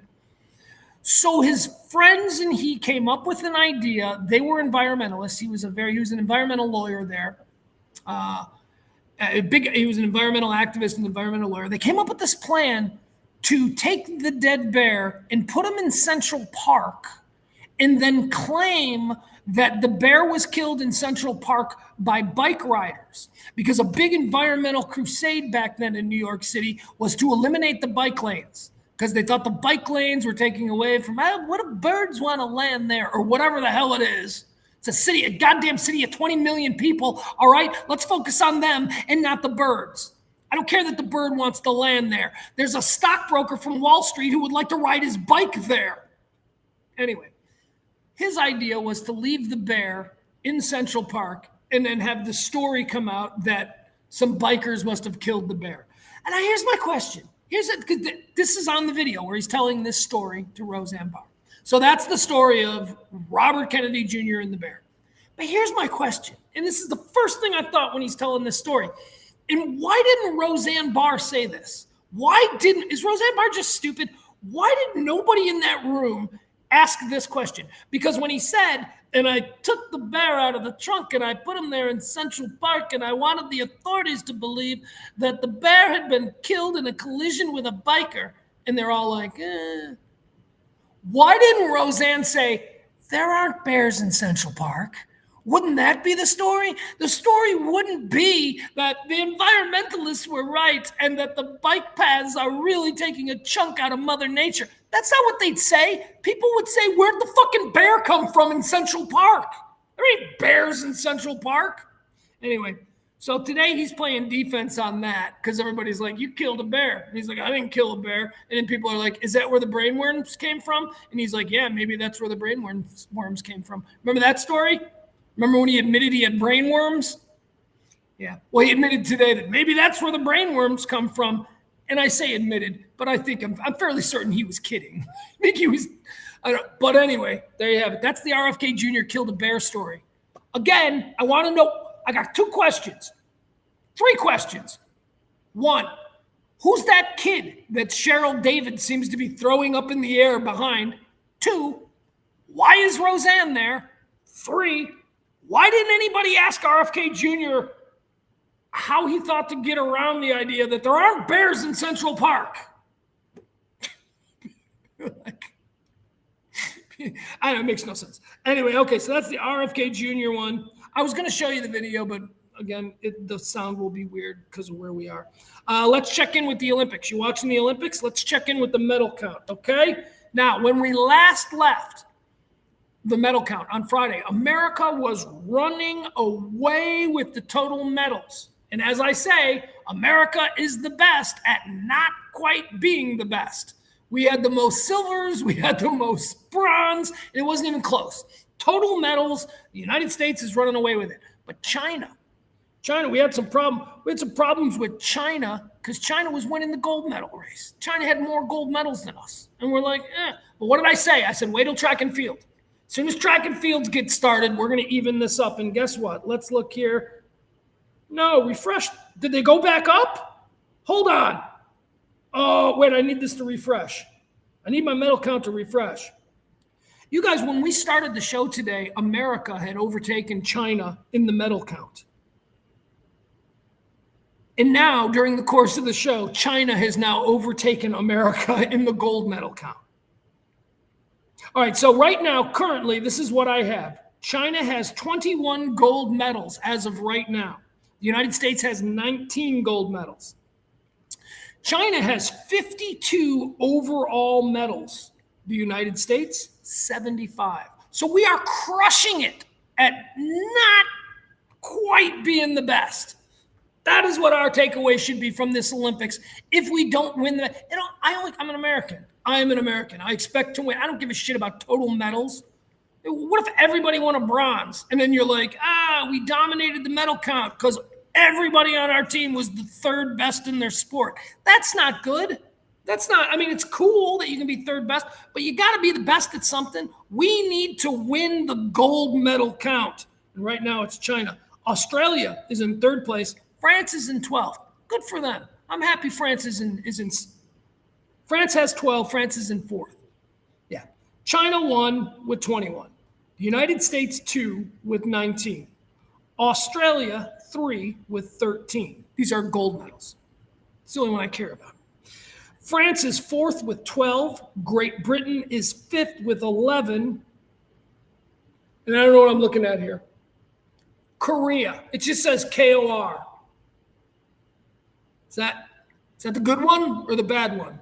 What's the bad one? What would the abbreviation for the bad one be? People's repeat. I don't know. Whatever. Anyway, there you have it. That's our medal count. What else do we have? Zac Efron got rushed to a hospital. Apparently, he was over in Europe there. He's hanging out and being a playboy because he's Zac Efron. Probably don't have any movies going on. Is he famous still? I don't know. He's got money. He's good looking. He's young. They pulled him out of a swimming pool, and he was rushed to the hospital. Turns out, I guess he's okay. That's all I have on it. Okay, one last thing here. Okay, this will be the last one, and then I got to jump off for today's show. Thank you so much. Once again, I want to thank April for being the executive producer of today's show. We're bringing that back because we're in Pledge Week. We're trying to raise as much as we can, help out the show if you are so inclined. This show needs your gratuities. Tip us like I'm your bartender, your pizza guy, whatever it is. Help us out. The last one I want to do here is Saturday Night Live announced another cast departure. On Friday, we told you about Punky Johnson leaving the show. Oh, China. Yeah, Jameson's right there. He's like, China's winning again. Yeah, apparently it's going back and forth. That's okay. That's okay. By the way, did you see that 100-meter men's? That was awesome. It was like a butterfly wing flutter difference between the fastest man on the planet and second place. It was like one millionth of a second, whatever it was. That was pretty cool. And even the announcers got it wrong. They're like, no, the other guy won. I'm saying, no. Lead with your chest. Hey, runners, just a little pro tip from me, a guy who's never run. Lead with your chest. That's what they say. You lead with your chest. That's why he won. That's why he's now the fastest man in the world, because he hit the rope leading with his chest. Punky Johnson left Saturday Night Live on Friday saying that she was done. No hard feelings. She's going to move on. She's going to do some other things. And now we've got another cast member who has left. And this is historic. They're saying, this is historic. Actually, both are historic. Listen to this. I don't want to read this article because it'll trigger so many of you. It doesn't trigger me because I'm not a snowflake, but some of you it'll trigger. It is an article about Saturday Night Live has lost 2 historic castmates. All right, Punky Johnson. She's not historic. I can't even remember one thing that she did. She was on the show for a couple of years. She's totally forgettable. But apparently, she's black and lesbian, which makes her historic because she's only the second black lesbian on set. Seriously, it says that in this article, that she's historic because she's the second black lesbian ever on the show. Well, this comes to today's departure, who is also mentioned in this article as being a historic loss for Saturday Night Live. Molly Kearney. Molly Kearney is leaving Saturday Night Live. I'll give you a moment to try and jog your memory as to who Molly Kearney is. She's historic. She's historic. And Saturday Night Live cannot lose both the second black lesbian in show history and the very first gender fluid cast member. Molly Kearney, that chick, she's apparently gender fluid. And then the article goes on, they will be missed. And I'm like, do you mean, when you say they, do you mean just Molly? Or do you mean like Molly and, how does that work? How does that, Molly and Punky, like that kind of they? Or is it like just Molly will be missed? Because I got to tell you, I know who Molly Kearney is because I've seen every episode. She is even less important than Punky Johnson.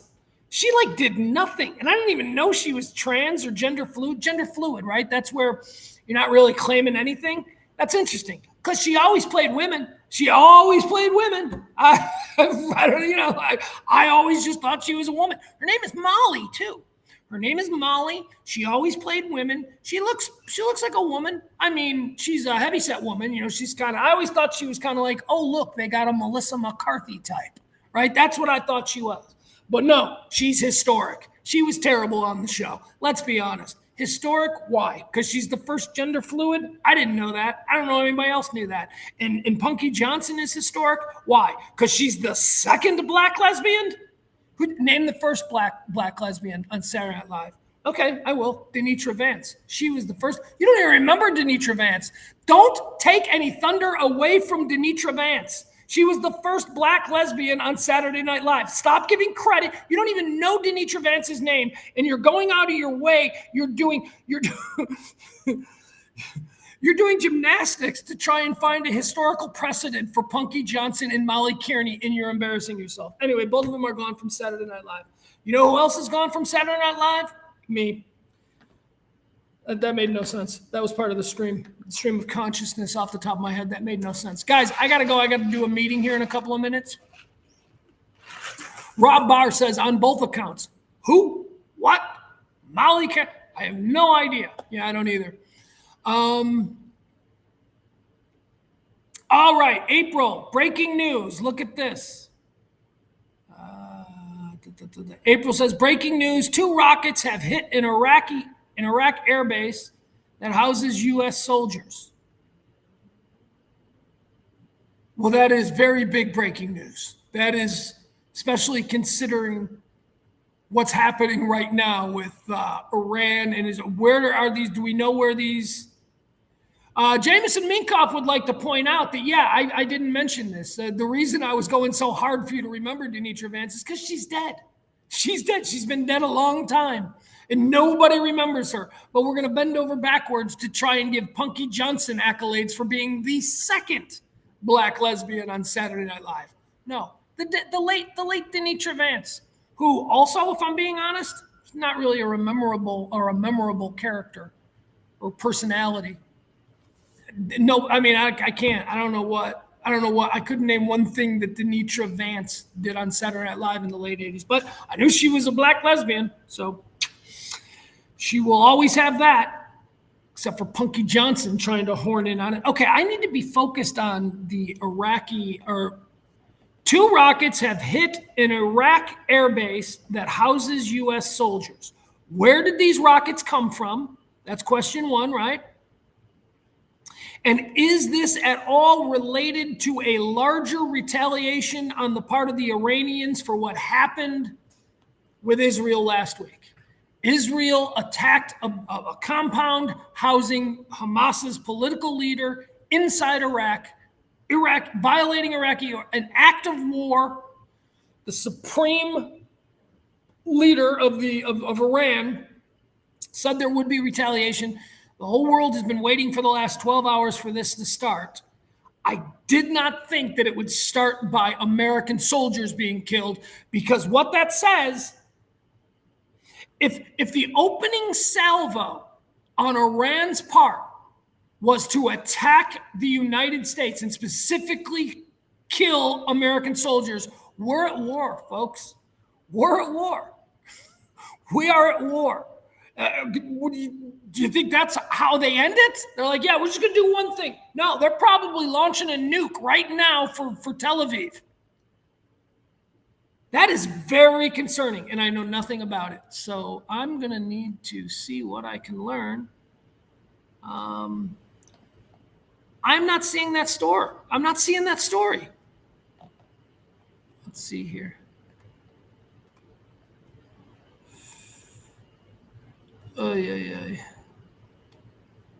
Rob says no one was hurt. Okay, that's why I'm not seeing this story. All right, guys, that's it. I got to go. Please help the show out with a tip. We are very desperate on this day. I thank you so much for putting up with this bare bones version of the show, but it was fun. I wanted to know if I had to, could I just take this and do the show on the road remotely somewhere? And I think we figured out that there is a way to do it.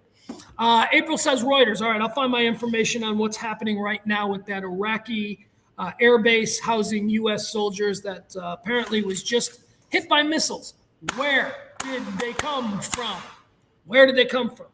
Because it's Iraq. It could just be Iraqi insurgents. There are still Iraqi insurgents. It doesn't have to be directly tied to the Iran and Israel situation. In fact, maybe it isn't. Maybe it's just, or maybe they're all working together. And this is the distraction. This is the, I don't know. Maybe I don't know. Guys, we got to be done. All right, I love y'all. We'll talk. I'll be back. I'll be back tomorrow. Okay. Appreciate you. I don't know how to sign off like this. We're in a totally different studio. I guess I just do this. Okay. Bye.